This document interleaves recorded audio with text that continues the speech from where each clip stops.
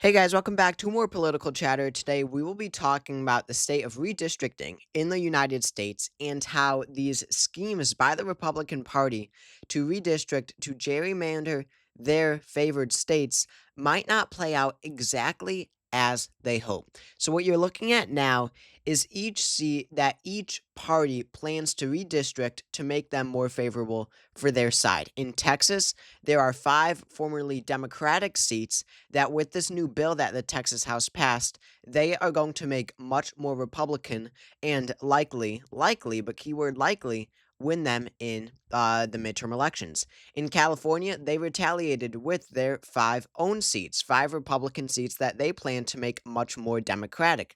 They will have to pass a ballot initiative in November in order to redistrict mid-cycle. The Republicans do not.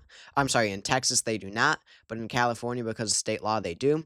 So anyway, California retaliated with their 5 seats. However, when you look at how partisan these seats are now, you'll notice that California has a much better map for the Democratic Party than Texas does for the Republicans. When you look at how Texas redistrict their seats, you'll notice that in an effort to make all the Republican seats more Republican, they made them all pink in order to get these toss-up seats on clearly on the Republican side.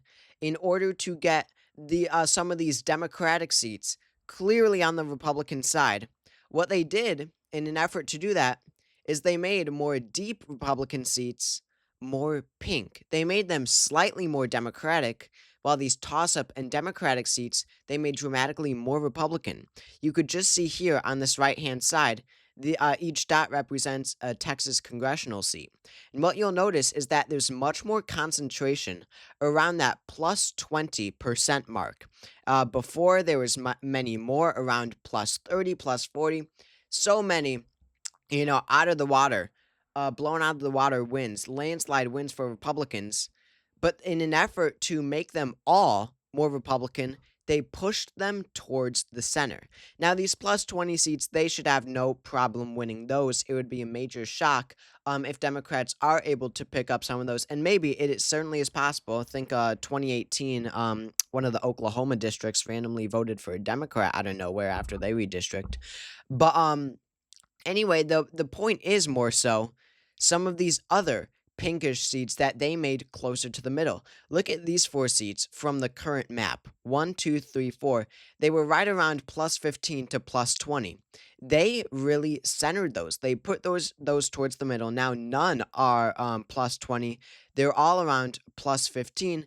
And then you have these 3 districts, 2 of which used to be swing districts, but now they're in Trump plus 10 territory. So you had, and by the way, one of them is a Democratic district. They're now Trump plus 10 territory. So obviously, this is still going to favor Republicans, but in the grand scheme of things, after all the other Democratic and Republican states gerrymander their maps in response, if Democrats are able to win some of these districts that they made more pinkish, it might not work out the way that Republicans had hoped. Here's my point.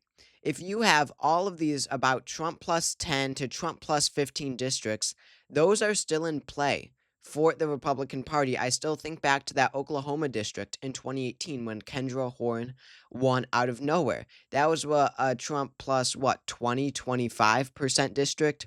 So it is absolutely possible in a Trump midterm for Democrats to pick off some of these Trump plus 10, Trump plus 15 districts. If they win, let's just say 2 out of these 7 districts that are Trump plus 10 to Trump plus 20, that really cancels a lot out. I mean, if Democrats are able to win back 2 of these, let's just say these Southern Texas districts, even though it could be any, just for the sake of things. Then the map with California and Texas is already at 7-3, and this whole gerrymandering thing, this whole thing that Republicans started, plays out in the Democrats' favor.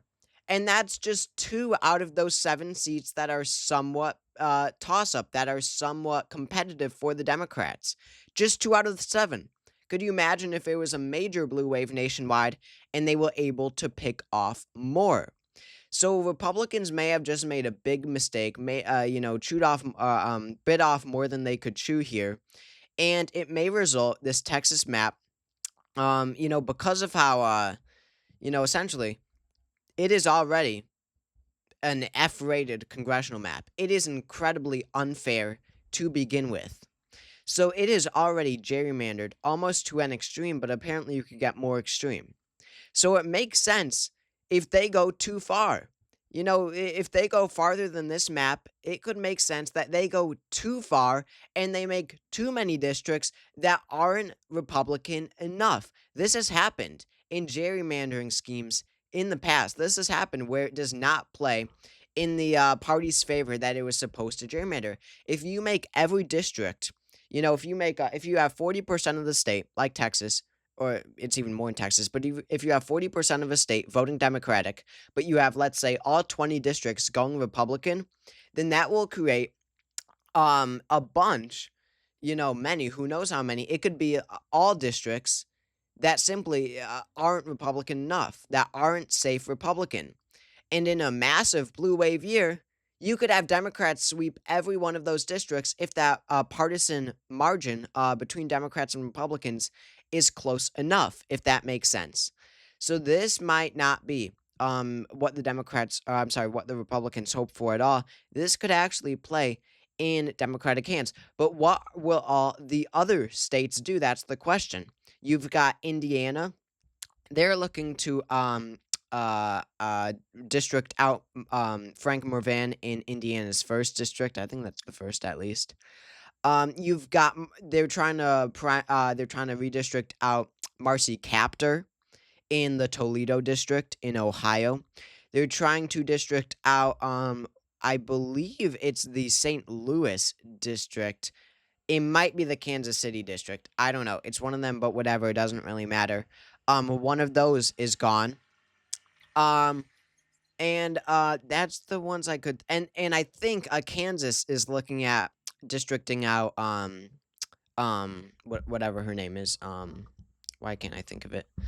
The woman in Kansas's second congressional district. However, Democrats have their own set of states. Of course, they have California, but Wes Moore just said Maryland will be looking at districting out their one Republican, Andy Harris in Maryland. And then you've got Virginia. Virginia after 2025, assuming Abigail Spanberger wins that election, they will get to redistrict if they want. So Virginia, they have quite a few Republicans in Congress. It is split 4-4, I believe. Wait, let me just figure this out. This is the current Virginia map right now. You've got Jen Kiggans, in that competitive swing district in the first district, the second district there in Virginia.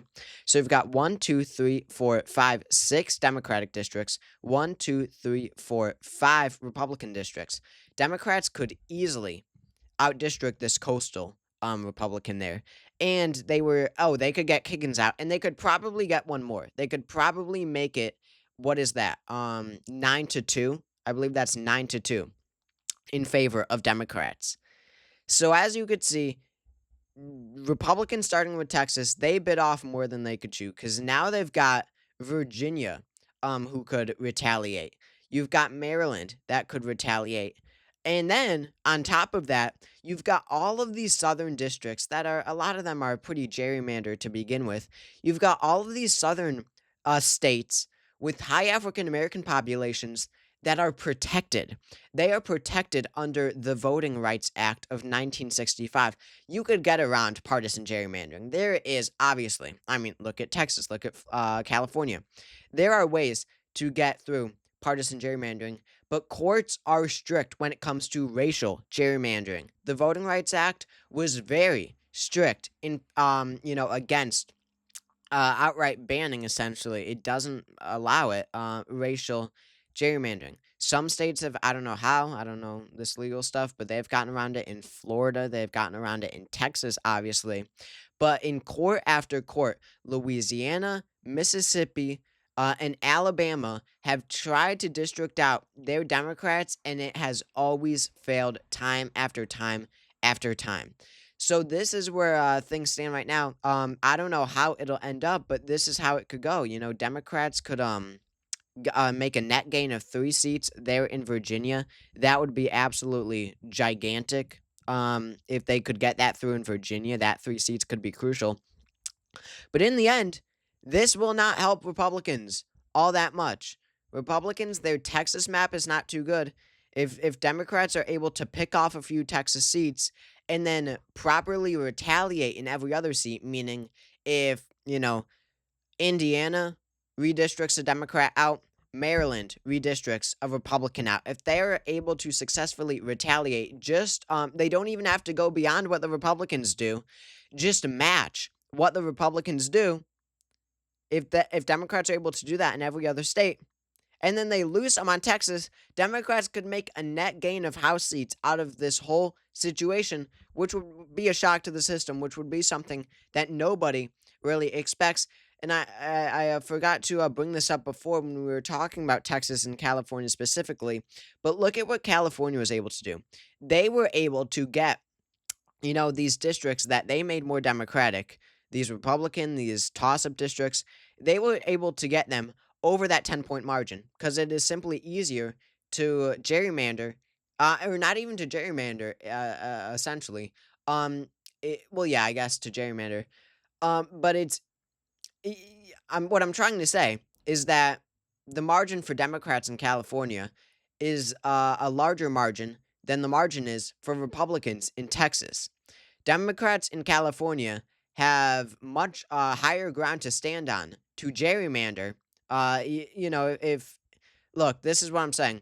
If Democrats gerrymander out 5 Republicans in California, and if Republicans gerrymander out 5 Democrats in Texas, California's map will still be a lot more fair because California is a much more Democratic state than Texas is Republican. That is what I was trying to get across there. So essentially, with California's new map, they've got a lot more seats over D plus 10 that they are almost certain to win than Republicans do, Republican plus 10. And it is because it's much fairer to gerrymander California. It's much more fair to get this type of margin in California than it is for Republicans in Texas. So this is shaping up to be a very interesting race. So definitely watch some of these Texas seats. I don't know exactly which ones. I wish this New York Times graphic here labeled which seat is which, because I don't know which seats these new pink ones are. But that's where things stand right now. Thank you all for watching this video. Make sure to subscribe if you haven't already, and I will see you all later.